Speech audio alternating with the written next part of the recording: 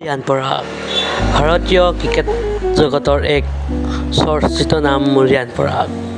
2001 চনৰ 10 নৱেম্বৰত অসমৰ গুৱাহাটীত জন্মগ্ৰহণ কৰা ৰিয়ান পৰাগে 2017 চনত 2016-17 বৰ্ষৰ আন্তঃৰাজ্যিক টি-20 টুৰ্ণামেণ্টত অসমৰ হৈ আত্মপ্ৰকাশ কৰে। তেখেতৰ পিতৃ পৰাগ দাস হৈছে এজন প্ৰাক্তন প্ৰথম শ্ৰেণীৰ ক্ৰিকেটাৰ। লগতে মাতৃ মিঠু বৰুৱা হৈছে এছিয়ান চেম্পিয়নশ্বিপ আৰু ছাব গেমছত ভাৰতক প্ৰতিনিধিত্ব কৰা 50 মিটাৰ ফ্ৰীষ্টাইলৰ এগৰাকী প্ৰাক্তন দৌৰবিদ।